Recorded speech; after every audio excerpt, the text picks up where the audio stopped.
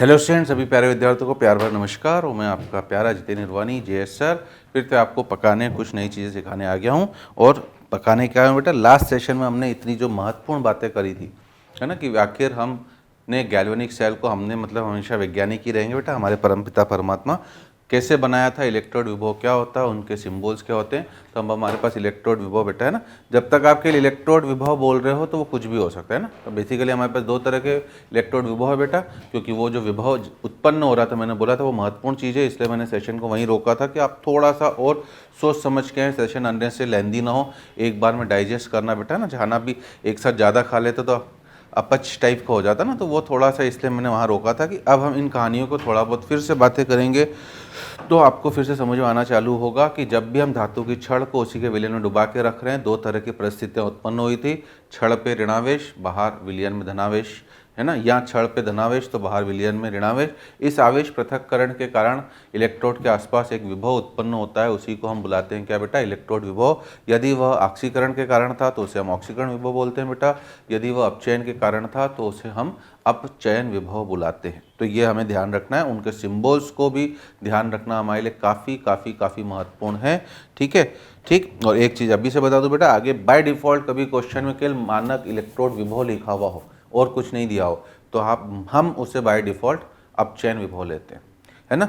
वैसे तो लिखना चाहिए क्लियरली कि ऑक्सीकरण विभव के अपचयन, परंतु सिंबल से तो पता पड़ ही जाएगा बेटा, परंतु बाय डिफ़ॉल्ट ये मान के चलना कि अगर न मेंशन हो तो हम उसे मानक अपचयन विभव बोलते हैं। ठीक है, तो अब मैं बेटा इलेक्ट्रोड विभव से संबंधित कुछ जानकारियाँ आपको बता दूँ। पहला बेटा, है ना, पहला कि किसी पर्टिकुलर धातु के लिए SOP और SRP, है ना, अगर एक ही धातु है बेटा उसका SOP और SRP का मान न्यूमेरिकली समान होता है ना। आप मतलब नोट बना के लिख लो, इलेक्ट्रोड विभव के बारे में संबंध में कुछ महत्वपूर्ण जानकारियाँ, है ना। इलेक्ट्रोड विभव के बारे में कुछ महत्वपूर्ण जानकारियाँ, और जिसमें पहला लिख लेना क्या कि पहला किसी, है ना, किसी धातु के लिए SOP तथा SRP का आंकिक मान समान होता है परंतु चिन्ह विपरीत होता है। ठीक ना, परंतु क्या विपरीत होता है बेटा, चिन्ह। तो SOP और SRP न्यूमेरिकली बराबर होते हैं, बस साइन अपोजिट होता है बच्चों। ठीक है, मतलब इसका एग्जाम्पल्स क्या है, अगर मैं आपको E0 ऑफ Zn/Zn+2 दे रहा हूँ 0.76 वोल्ट, है ना। अब एग्जाम बेटा यही है, यही क्वेश्चंस आपको बार बार मिलेंगे। अब आपको इसलिए आप अटैक करना है, अटैक बोलते हैं ना। E0 ऑफ Zn/Zn+2 अगर 0.76 वोल्ट है और मैं आपसे बोलूं बेटा कि मुझे E0 ऑफ Zn+2/Zn बताओ, तो आप तुरंत बोल दोगे कि माइनस का 0.76 वोल्ट, है ना, माइनस का 0.76 वोल्ट, है ना। ये पॉइंट कई बार बच्चों को दिखता नहीं, पॉइंट में थोड़ा हाईलाइट कर दे रहा हूँ। सीधे सीधे बेटा, और कम से कम मैं गारंटी दे रहा हूँ आपको 4 5 7 8 मतलब 4 5 6 क्वेश्चन तो इसके ऊपर मिलेंगे ही मिलेंगे कि अगर, है ना। और इनको जरूर नहीं बेटा इस तरह से पूछे, हो सकता है वो अभिक्रिया देख के पूछ ले कि यदि Zn, है ना, Zn+2 इलेक्ट्रॉन, इसका E0 0.76 वोल्ट है ना। अब मैं सॉलिड एक्वस नहीं लिख रहा हूँ, वो तो हम समझ चुके हैं। तो Zn+2 इलेक्ट्रॉन गिव्स Zn का E0 बताओ। तो बात वही है बेटा, है ना, मुझे ये लिख के दे रहा है तो मुझे रीड करते आना चाहिए कि ये ऑक्सीकरण विभव है। इसका तात्पर्य ये बेटा कि जिंक परिवर्तित हो रहा है Zn+2 में। जो पहले लिखा है वो रिएक्टेंट साइड होगा हमेशा, ध्यान देना, और जो बाद में लिखा है बेटा वो प्रोडक्ट साइड होगा। ठीक है, तो इसलिए Zn परिवर्तित हो रहा है Zn+2 में। अब Zn+2 रिएक्टेंट की साइड हो गया और Zn प्रोडक्ट की साइड उल्टा हो गया, तुरंत आप माइनस कर दोगे। तो पहला रूल ये हमें ध्यान रखना जरूर भी है कि SOP और SRP आंकिक रूप से किसी विशिष्ट धातु के लिए समान होते हैं परंतु उसका मान विपरीत होता है। ठीक है जी, पहली चीज़ बेटा सबसे महत्वपूर्ण है, याद रखना बेटा। दूसरी सबसे महत्वपूर्ण चीज़ बेटा, है ना, दूसरी क्या है सबसे महत्वपूर्ण चीज़, दूसरी सबसे महत्वपूर्ण चीज़ है बेटा कि, है ना, E0 जो है बेटा एक, है ना, हम लोग डेल्टा G0 की बात करते हैं बेटा, और E0 की इस चैप्टर में बार बार, अभी आज की क्लास में संबंध भी आ जाएगा, मैं बता रहा हूँ आपको। डेल्टा G0 और E0, है ना, डेल्टा G0 बच्चों एक एक्सटेंसिव प्रॉपर्टी है, एक्सटेंसिव, है ना, थर्मोडायनेमिक्स में पढ़ते हैं ना बेटा, एक्सटेंसिव और इंटेंसिव। मतलब एक्सटेंसिव का मतलब क्या है, जो मास के ऊपर निर्भर करती है। एक्सटेंसिव मतलब जो मास पर, द्रव्यमान पर निर्भर करती है। डिपेंड ऑन किसके ऊपर बच्चों? मास, ठीक ना। और इंटेंसिव मतलब है ना independent of mass, independent of mass, ये द्रव्यमान पर निर्भर नहीं करती, ठीक है ना। तो डेल्टा जी नॉट एक एक्सटेंसिव प्रॉपर्टी है और ई नॉट एक कौन सी प्रॉपर्टी है? आपकी इंटेंसिव प्रॉपर्टी है ना। तो इसका फर्क क्या है बेटा? इसका फर्क है बेटा डेल्टा जी नॉट जो है बेटा, डेल्टा जी नॉट जो है ये नंबर ऑफ इलेक्ट्रॉन के ऊपर है ना। इनडायरेक्टली मैं नंबर ऑफ इलेक्ट्रॉन बोलूं बेटा या स्टोइचियोमेट्रिक कोफिशिएंट बोलूं, दोनों में से कुछ भी बोल सकते हो। नंबर ऑफ इलेक्ट्रॉन बोलो या स्टोइचियोमेट्रिक कोफिशिएंट के साथ परिवर्तित होता है ना। आप इसी तरह से लिखना बेटा, के साथ परिवर्तित होता है, ठीक है। परंतु ये सबसे महत्वपूर्ण बेटा ये दो नियम, इसके बाद हम आगे बढ़ेंगे। परंतु ई नॉट एक इंटेंसिव प्रॉपर्टी है बेटा, तो इसको नंबर ऑफ इलेक्ट्रॉन या स्टोइचियोमेट्रिक कोफिशिएंट से कोई लेना देना नहीं है, ये इनके साथ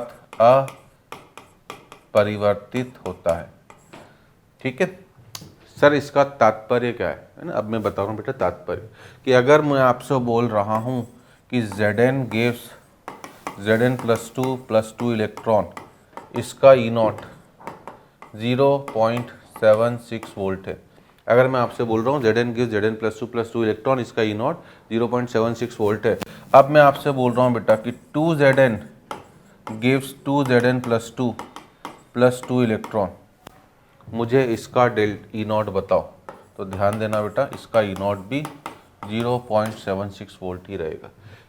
आगे हर सवाल में बेटा आपको ये काम करने की ज़रूरत पड़ेगी ही पड़ेगी, है ना। आगे हर सवाल में आपको ये काम करने की ज़रूरत ही पड़ेगी, क्योंकि हो सकता है बेटा क्वेश्चन में हमें ज़रूरत हो अपचयन विभव की और वो दे दे ऑक्सीकरण विभव। तो ध्यान देना, दोनों एक ही, अगर सब्सटेंस सेम है तो बस साइन आपको बदलना है। दूसरा बेटा कि अभिक्रियाएं, जब हमें अभिक्रियाओं की बात करनी पड़ेगी बेटा, हो सकता है उसने मुझे ई नॉट ऑफ, है ना, उसने मुझे ई नॉट ऑफ ये Zn/Zn + 2 दिया है 0.76 वोल्ट। इसका तात्पर्य बेटा ये अभिक्रिया, परंतु हो सकता है बेटा मुझे उस पूर्ण सेल के लिए इसको 2 से गुणा करना पड़ जाए। अभी बता रहा हूँ सब चीज़ें क्या है। तो 2 से क्या बेटा, दुनिया की आप किसी भी संख्या से गुणा करो, ई नॉट को कोई परिवर्तन पड़ने वाला नहीं है। ये 2 रूल आपको ध्यान रखना अत्यंत आवश्यक है। ये 2 छोटे से रूल आपको याद रखना अत्यंत आवश्यक है। इसके बिना आपका कोई भी काम होने वाला आगे नहीं है। ध्यान देना, याद रहेगा पक्का, कोई दिक्कत तो नहीं बेटा, ठीक है ना। तो इन 2 चीज़ों को, इनके प्रूफ भी हैं बेटा, मैं आगे बताता हूँ। डेल्टा जी नॉट से इनके प्रूफ भी आते हैं, क्योंकि है ना संबंध तो मैं बता ही दे रहा हूँ। डेल्टा जी नॉट बराबर माइनस ऑफ क्या होता है बेटा? NF ई नॉट, है ना। ये प्रूफ भी है इसका। डेल्टा जी नॉट जो होता है बेटा, सर ये कहाँ से लाए, मैं अभी बता रहा हूँ इसको भी, परंतु अभी यही सूत्र वैसे भी आपको याद रखना महत्वपूर्ण है। डेल्टा जी नॉट बराबर -NF ई नॉट होता है, ठीक है। तो अगर हम किसी अभिक्रिया को उल्टा करते हैं बेटा, तो उसके डेल्टा जी नॉट का साइन उल्टा हो जाता है। ये x था, इसका x है तो इसका -x होगा, और अगर -x हो गया बेटा तो ई नॉट का मान तो सेम ही रहेगा। ई नॉट का मान तो क्या हो जाएगा आपका? सेम ही रहेगा। सॉरी, ई नॉट का मान भी क्या हो जाएगा? माइनस। परंतु अब गुणा करने के लिए क्या होगा बेटा? अगर इसका डेल्टा जी नॉट x है तो नीचे वाली का डेल्टा जी नॉट कितना होगा बेटा? 2x, है ना। ये भी बता दूं, क्योंकि डेल्टा जी नॉट स्टोइचियोमेट्रिक कोएफिशिएंट पे निर्भर करता है। तो अगर मैं पहले वाले को बेटा लिख दूं -n, कितना है n इसका? 2 × f × ई नॉट, तो नीचे वाले को मैं क्या लिखूंगा? -4 × f × क्या बच्चों? ई नॉट। तो आप देख सकते हो बेटा ये 2 था, ये 4 से ये भी 2 हो गया, दोनों एक्सप्रेशन सेम है। अगर दोनों एक्सप्रेशन सेम है तो ई नॉट का मान भी क्या रहेगा? सेम ही रहेगा। तो हमें ये बार बार करना नहीं है बेटा, इसलिए मैं बताना नहीं चाह रहा था, क्योंकि फिर बच्चा बार बार क्या इसी को करने लग जाता है, कन्फ्यूज हो जाता है। आपको बस नियम याद रखना है कि इनके जवाब आते हैं डेल्टा जी नॉट से, परंतु नियम ये है कि अगर हमने अभिक्रिया को उल्टा करा तो बस डेल्टा ई नॉट के साइन को माइनस कर देना है, और किसी संख्या से गुणा करा तो ई नॉट के मान में कोई भी परिवर्तन हमें नहीं करना है। ये 2 सबसे महत्वपूर्ण नियम आपको ध्यान रखने जरूरी हैं बच्चों। क्लियर क्लियर क्लियर, किसी भी तरह की कोई परेशानी नहीं। आइए अब जो मैंने ये लिखा है बेटा, हम इसी की बात करते हैं, बढ़ते हैं नेक्स्ट सब टॉपिक की तरफ, है ना। डेल्टा जी नॉट तथा, है ना, ई नॉट में संबंध, है ना। डेल्टा जी नॉट तथा ई नॉट में संबंध, ठीक है। Relation between relation between delta G and E, है ना, ठीक है, या और इसी को मैं डेल्टा जी नॉट एंड क्या बोल सकता हूँ, ई नॉट। अगर नॉट लगेगा तो बेटा दोनों में लगेगा, नॉट नहीं लगेगा तो दोनों में नहीं लगेगा, ठीक है ना। तो हमें बेटा पता है फ्रॉम फिजिक्स, अब ये सब फॉर्मूले है बेटा फ्रॉम फिजिक्स से बेटा वर्क जो होता है, कार्य, work equals to charge into potential. आप सभी को पता होगा बेटा आवेश और विभव के गुणनफल को हम बुलाते हैं क्या बच्चों, कार्य, ठीक है। मतलब इनफैक्ट E बराबर Q into V, I hope सभी ने ये फॉर्मूला सभी को याद होगा बेटा, E बराबर Q इंटू वी, याद है, फिजिक्स में तो खूब यूज़ करते हो बेटा। और ऊर्जा ही बेटा एक प्रकार का क्या है, कार्य भी है, तो इसलिए ऊर्जा बोलो या कार्य बोलो, ठीक है। तो हमारे सेल में क्या हो रहा है बेटा, अब हमारा सेल कोई भी काम कर रहा है तो उसमें भी क्या हो रहा है बेटा, आप सभी को पता होगा, है ना, क्या पता होगा बेटा, 1 मोल ऑफ इलेक्ट्रॉन के ऊपर कितना आवेश होता है, सभी को याद होगा, तो मुझे पूरा उम्मीद है। 1 मोल ऑफ इलेक्ट्रॉन के ऊपर कितना आवेश होता है बेटा, 1 फैराड, जिसको हम 96500 कूलाम भी बुलाते हैं, है ना, इसी को हम 96500 कूलाम भी बुलाते हैं। तो 1 मोल ऑफ इलेक्ट्रॉन के ऊपर 1 फैराड आवेश होता है, जिसे हम 96500 कूलाम भी कहते हैं। तो अगर मेरे सेल में बेटा 2 मोल इलेक्ट्रॉन, जैसे हमने लास्ट क्लास में, लास्ट सेशन में जो हमने जिंक और कॉपर का गैल्वेनिक सेल बनाया था, उसमें 2 मोल इलेक्ट्रॉन का ट्रांसफर हो रहा था, तो 2 फैराड आवेश बह रहा था। हो सकता है किसी सेल में बेटा 3 मोल इलेक्ट्रॉन का आवेश हो रहा हो तो 3 फैराड बहेगा, तो हम अज्ञात में उसे n मान लेते हैं ना, ठीक है ना। तो हम लिखेंगे बेटा कि माना कि हमारे सेल में n फैराड आवेश प्रवाहित हो रहा है ना, माना कि हमारे सेल में n फैराड आवेश प्रवाहित हो रहा है, जिसकी वजह से उत्पन्न विभव E वोल्ट है ना, जिसकी वजह से उत्पन्न विभव E वोल्ट है, ठीक है। तो इसीलिए हम क्या बोलेंगे, W बराबर क्या बोल देंगे बच्चों, NFE। आवेश आपने बोला है NF और पोटेंशियल आपने बोला है कितना, जिसकी वजह से उत्पन्न विभव E है। तो आपके लिए ये छोटा सा फॉर्मूला भी काफ़ी ज़्यादा महत्वपूर्ण है, W बराबर NFE, है ना, जल्दी से नोट करें, हम आगे बढ़ते हैं। चले जी बच्चों, है ना, तो वर्क डन अगर आपको निकालना बेटा, और आगे ये क्वेश्चन आएगा भी, तो W इक्वल्स टू क्या होगा आपका, NFE। कभी कभी आपसे मैक्सिमम वर्क भी पूछ सकता है, अगर मैक्सिमम वर्क पूछेगा तो करना कुछ नहीं बेटा, N और F तो कांस्टेंट है ना, F तो आपको पता ही फैराडे कांस्टेंट है, N अगर कोई सेल है बेटा तो उसके नंबर ऑफ इलेक्ट्रॉन्स जो होंगे वो भी फिक्स है। मैक्सिमम वर्क के लिए बस हमें E नॉट को क्या करना है, अपनी मैक्सिमम वैल्यू पर डालना है, और इलेक्ट्रोड पोटेंशियल की जो मैक्सिमम वैल्यू होती है वो हमेशा किसके बराबर होती है, आपके E नॉट के, है ना। सर ये कैसे हुआ, इस पर भी प्रकाश डाल देता हूँ बच्चों में। E नॉट जो मार्केट से हम सेल खरीद के लाते हैं बेटा, वो अपने मैक्सिमम पोटेंशियल पर होता है, वही है आपका क्या, E नॉट, वही है आपका क्या, E नॉट, समझे बात। तो वो मैक्सिमम बेटा, क्योंकि एक बार सेल रनिंग कंडीशन में आ गया तो उसके बाद तो उसके पोटेंशियल लगातार क्या होते जाएंगे, चेंज होते जाएंगे, और चेंज होने का मतलब वो डिक्रीज ही होगा बेटा, ठीक है।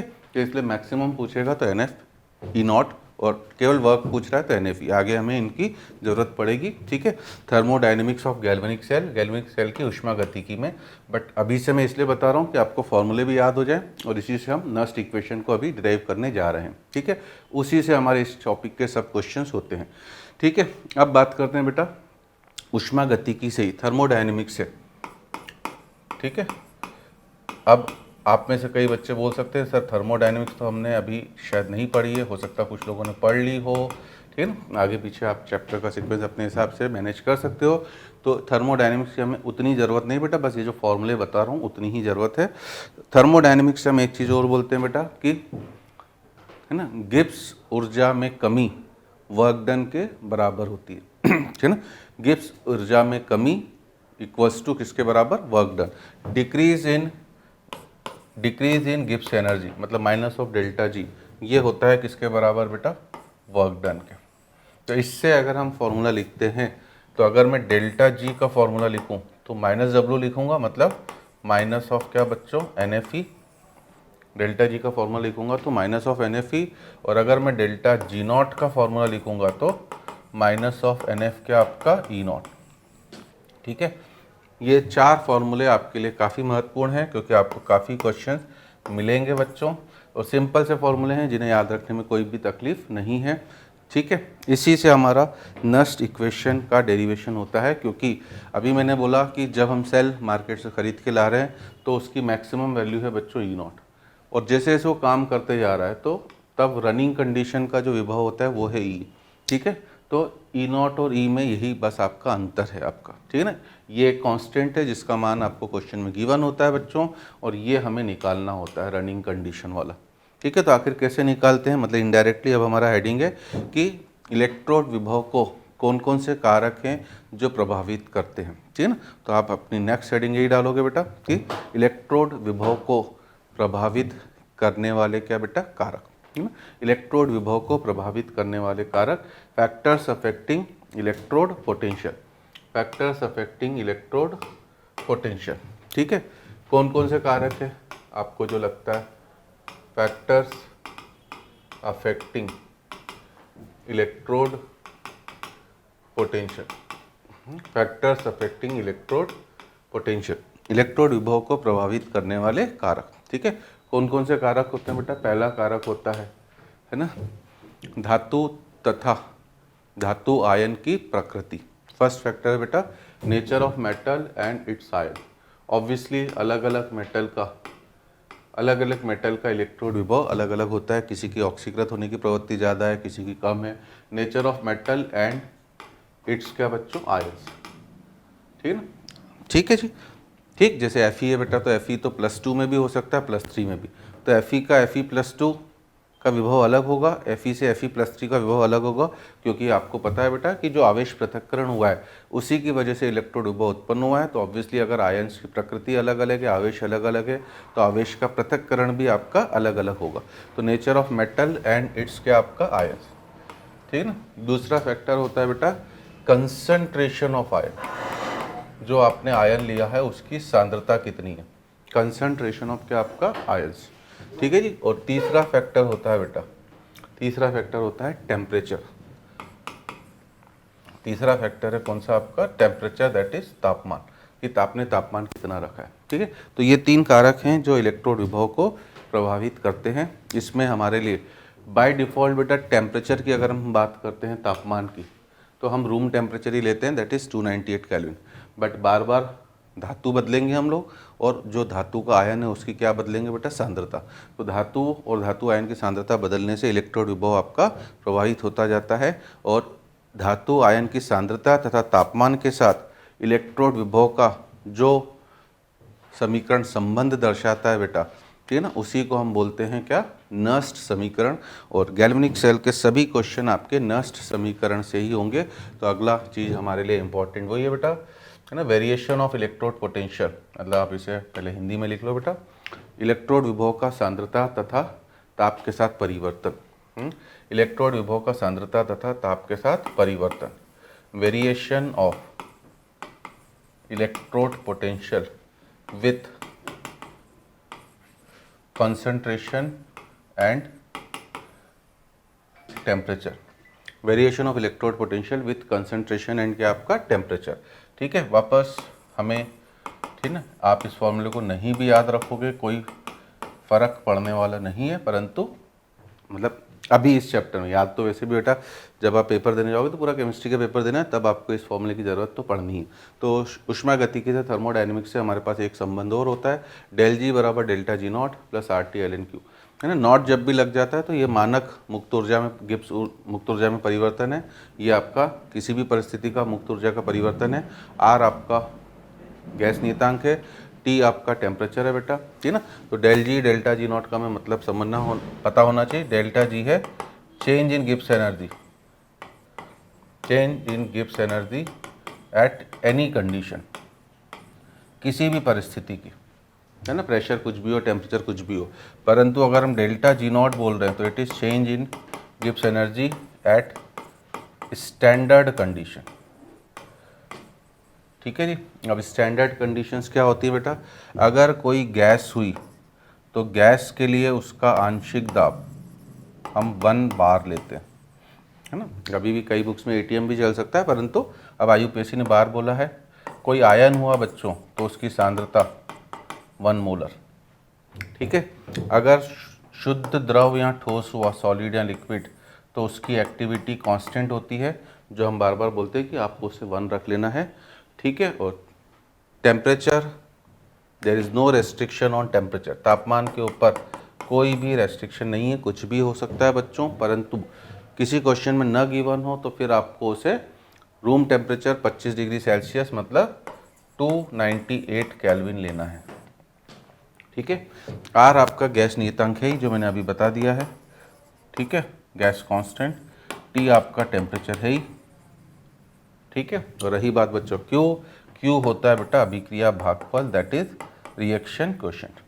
तो जिसका जनरल सूत्र क्या होता है, उत्पादों की सांद्रता ऊपर, जो भी रस समीकरण मिति गुणांक होगा वो घात में चले जाएगा, और अभिकारक की सांद्रता नीचे, ठीक है ना। तो ये चाहता तो मैं सीधे नस समीकरण लिखा देता, परंतु मुझे बताना थोड़ा सा अच्छा लगा कि आपको इसकी जानकारी रहे। बार बार हम इस सूत्र को कई जगह यूज़ करते हैं, डेल जी बराबर delta G naught plus R T L N Q, ठीक है जी। अब अगर हम आगे बढ़ें बेटा, ठीक है, आई होप नोट कर लिया होगा आपने ना, पॉज भी कर सकते हो आप चाहो तो अब अभी हमने सूत्र लिखा कि डेल्टा जी किसके बराबर है, अब बस मैं उसी में संबंध डाल दूँ। डेल्टा जी किसके बराबर है, minus N F E. Delta G nought किसके बराबर है, minus N F E nought, ठीक है जी, plus R T L N Q. Q की जगह अभी हम जनरल लिख रहे हैं प्रोडक्ट अपॉन क्या, रिएक्टेंट। तो यहाँ से बच्चों जो आपका समीकरण बनेगा ई, अगर मैं माइनस एन एफ से भाग दे दूँ तो ई बराबर ई नॉट, ठीक है, माइनस पूरी समीकरण को मैंने माइनस एन एफ से भाग दिया है, यहाँ ई बचा, यहाँ ई नॉट, प्लस की जगह माइनस हो गया बेटा। एल एन को भी मैं लॉग में परिवर्तित कर दे रहा हूँ, तो एल एन को लॉग में परिवर्तित करने का मतलब 2.303 आ जाएगा आर टी, ठीक है, नीचे N F, minus N F से भाग दिया था ना, तो प्लस माइनस माइनस हुआ, नीचे एन एफ, और log of concentration of product upon react. ये जो समीकरण हमें बना है बेटा, इस समीकरण को ही हम बुलाते हैं क्या, हमारा नस्ट समीकरण। This equation is known as NERNST, Nernst equation. इस समीकरण को ही हम बुलाते हैं नस्ट इक्वेशन, ठीक है जी। इसमें वापस अगर ई की बात करोगे बेटा, तो ये आपका इलेक्ट्रोड विभव है किसी भी परिस्थिति का जो वेरिएबल है, ठीक है। ई नॉट जो है बेटा ये भी इलेक्ट्रोड विभव है, परंतु ये मानक परिस्थिति का है, मतलब ये आपके लिए क्या है, कांस्टेंट है, ठीक है ना, ये आपके लिए क्या है बेटा, कांस्टेंट, ठीक है ना। अब रही बात बेटा, आर भी कांस्टेंट है, टी हमें पता ही है 298 केल्विन अगर लेते हैं, एफ आपका कांस्टेंट है, तो यहाँ पर ठीक है ना, एन भी हमें पता ही रहेगा बेटा, जो भी धातु दी, जैसे सोडियम है तो Na प्लस में जाएगी तो एक ही आएगा, तो इसका मतलब अगला वेरिएबल बच्चों ये है, ठीक है ना। प्रोडक्ट और रिएक्टेंट की सांद्रता जैसे जैसे सेल काम करना चालू करेगा, अभिकारकों और उत्पादों की सांद्रता लगातार परिवर्तित होती जाएगी, बाकी ये सब टर्म्स कांस्टेंट है ना। अब अगर मैं इसमें बात करूं बेटा, इसे थोड़ा सा हम और सिंप्लीफाई कर दें, हमने बोला है कि तापमान बाय डिफ़ॉल्ट कितना लेंगे बच्चों, 25 डिग्री सेल्सियस मतलब 298 केल्विन। तो बार बार हमें सवालों में बेटा 2.303 भी नियतांक है, आर भी नियतांक है, टी भी नियतांक है, एफ भी नियतांक है, तो बार बार हमें सवालों में बेटा अगर क्वेश्चन में ये कैलकुलेशन हम बार बार करेंगे तो लेंदी हो जाएगा, इसीलिए एक बार मैं आपको बता के लिख दे रहा हूँ 2.303। आर का मान बच्चों यहाँ पर 8.314 ही यूज़ होगा, क्यों, क्योंकि आपकी एसआई यूनिट, आप वोल्ट की बात करो बेटा, तो आर की भी एसआई यूनिट है ना, इसलिए एक बार बता रहा हूँ। तापमान आपका 298 केल्विन, और एफ की वैल्यू हमें पता है, एसआई यूनिट आवेश की कूलाम होती है 96500 कूलाम। ये गणना अगर हमें बार बार सवालों में करनी पड़ी तो वैसे भी सवाल लेंदी हो जाएगा। ये आपका सॉल्व करने पर 0.059 आता है, इसे आपको याद ही रखना है क्योंकि नस समीकरण, और इसी को अब बेटा हम सिंप्लीफाई वर्ड्स में 0.06 है ना, आजकल तो पेपर में खुद ही देने लगा है कि 2.303 RT बाय एफ की वैल्यू को 0.06 लो, क्योंकि अगर हम 0.059 लेंगे तो फिर कैलकुलेशन बड़ी हो जाएगी, तो हम तो कैलकुलेशन बचाना चाह रहे हैं। तो अगर मैं इसको रख देता हूँ तो फाइनली मेरे लिए नस समीकरण हुआ बच्चों E बराबर E नॉट माइनस 0.06/n है ना। n जैसे ही आपको कोई भी सेल दिया जाएगा तो धातु आयन की जो आवेश होगा धातु आयन का, वही आपके लिए किसकी वैल्यू हो जाएगी बेटा, n की, ठीक है ना। और लॉग ऑफ ऊपर आ जाएगा प्रोडक्ट की सांद्रता, नीचे आ जाएगी रिएक्टेंट की सांद्रता। तो अब हम इसे सिंप्लीफाइड वर्जन में इस फॉर्मूले को इसी तरह से याद करेंगे।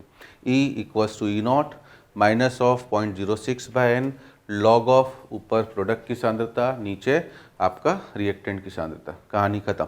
जो भी आप अभिक्रिया लिखोगे बेटा, जो राइट हैंड साइड में है वो प्रोडक्ट है, ठीक है ना, जो लेफ्ट हैंड साइड में वो रिएक्टेंट है। आपको उनकी सांद्रताएं क्वेश्चन में गिवन होंगी।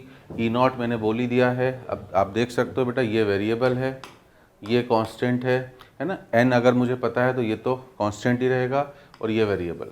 तो कभी कभी हमसे है ना चाहता तो वो इस तरह से आपसे ग्राफ भी पूछ सकता था, किसका, और पूछता भी है, E versus log of concentration of product versus reactant. अगर इसका मुझसे ग्राफ पूछा जाए तो अब आप देख सकते हो, इसे मैं चाहूँ तो y बराबर c प्लस एम एक्स की तरह ले सकता हूँ, है ना। बार बार मैंने ग्राफ बनाने के लिए बोला कि जो भी y अक्ष पर दिया हो उसे y मानो। तो y अक्ष पर e दिया है, मैंने इसे y माना। ई नॉट मेरा कोई कांस्टेंट है बेटा, c मान लिया, है ना। स्लोप मेरे लिए आपका ये हो गया। तो अगर मैं आपसे पूछूं इसके c की वैल्यू कितनी है तो आप बोलोगे ई नॉट।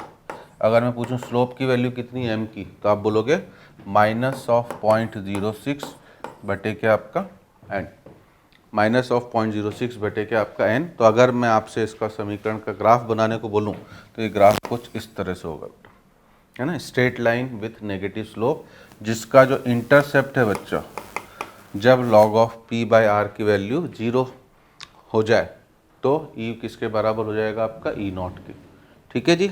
और अगर स्लोप की बात करें बेटा, कभी कभी हो सकता है एंगल दे दे बहाने से थीटा, ठीक है ना। तो अगर मैं थीटा दे दूं आपको तो टेन थीटा किसके बराबर हो जाएगा, माइनस ऑफ 0.06/n, ठीक है ना। थीटा आपका 90 से ज़्यादा है, मतलब उसका टेन ऋणात्मक होगा।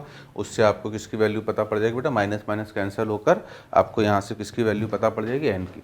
तो कभी कभी थोड़ा सा क्वेश्चन का लेवल अगर बढ़ाना हो, टफ करना हो, तो इस तरह की सिचुएशन दे के भी आपको परेशान कर सकता है। तो हमारे लिए ये पूरे जितने भी अब आगे के सेशन हम क्वेश्चंस करेंगे बेटा, आपके सभी क्वेश्चन इसी समीकरण से होने वाले हैं। ई बराबर E not minus 0.06/n log of p/r, E बराबर E not minus 0.06/n log of p/r, ठीक है जी।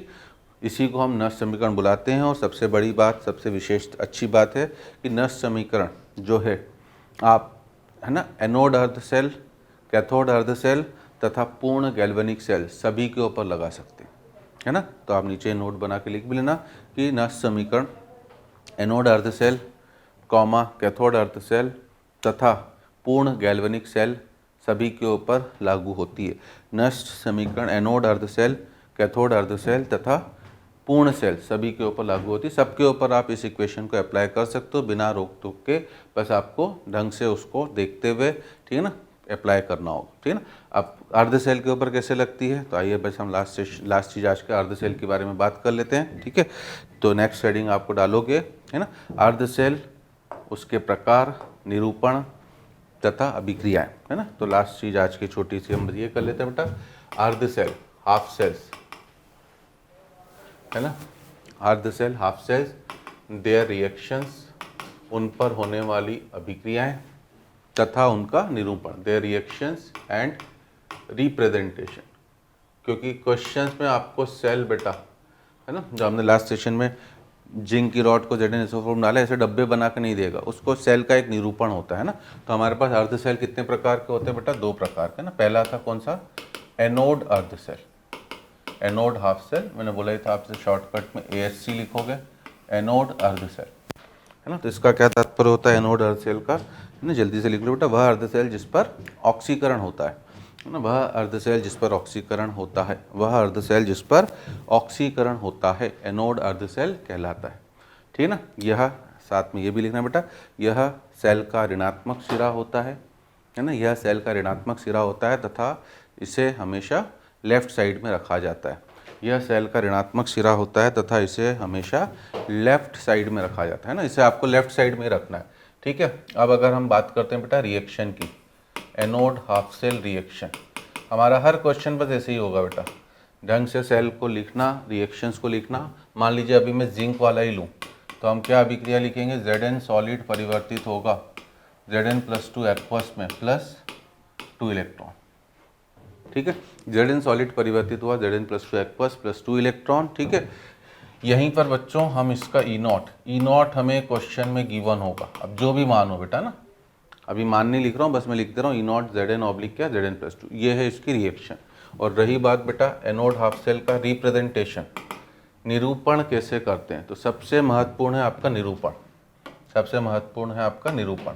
निरूपण करने का तरीका क्या होता है बेटा, एनोड लेफ्ट साइड में, फिर single vertical line, anode half cell electrolyte, ठीक है, और नीचे उसकी सांद्रता, ये तरीका है। तो ये आपको रीड करते आना चाहिए। इस तरह से सेल अगर दिखा हुआ मिल रहा है तो इसका मतलब है कि लेफ्ट साइड में एनोड है, राइट साइड में एनोड हाफ सेल इलेक्ट्रोलाइट है, उसकी सांद्रता है, ठीक है ना। सिंगल वर्टिकल लाइन का यूज़ क्या है, सिंगल वर्टिकल लाइन बेटा फेस का सेपरेशन, प्रावस्था का पृथक्करण दर्शाता है, क्योंकि एनोड आपका ठोस था जबकि ये आपका विलयन अवस्था में था, तो एक ठोस अवस्था है और एक आपकी है ना विलयन अवस्था है। जैसे अभी अगर हम अपने सेल के रिस्पेक्ट में बात करें तो हम लिखेंगे Zn solid oblique Zn SO4 aqueous, तो ये, और सांद्रता मान लो मैं C मोलर अज्ञात ले रहा हूँ। तो ये जैसे ही हमने सेल देखा क्वेश्चन में ये दिखेगा आपको, तुरंत आपको समझ में आ जाना चाहिए एनोड अर्ध सेल है। और इसको थोड़ा सा हम और सिंप्लीफाई कर सकते हैं,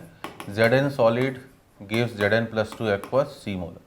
अगर मैं थोड़ा सा और सिंप्लीफाई करूं तो Zn solid oblique Zn + 2 aqueous और C मोलर, ये भी लिख सकता हूं। क्यों, क्योंकि आपने देखा था बेटा कि सल्फेट आयन की सांद्रता में तो कोई परिवर्तन ही नहीं हो रहा था, जिंक ऑक्सीकृत हो रहा था किसमें, Zn + 2 में, तो परिवर्तन केवल Zn + 2 की सांद्रता में होगा, सल्फेट में नहीं, ठीक ना। और रही बात अभी जो हमने नष्ट समीकरण लिखा है, तो हम हर सेल के ऊपर है ना E Zn oblique Zn + 2 equals to E naught Zn oblique Zn + 2 minus 0.06 by N की वैल्यू कितनी बेटा 2 लॉग ऑफ जो आपने अभिक्रिया लिखी है बेटा, बस इसके ऊपर नष्ट समीकरण लगाते आना चाहिए, है ना। एन का मान 2 है वो रख दिया, लॉग ऑफ ऊपर आएगी Zn + 2 की सांद्रता, नीचे आएगी बेटा जिंक, और जिंक टू की ठोस अवस्था में है इसलिए नीचे हम 1 रख देंगे।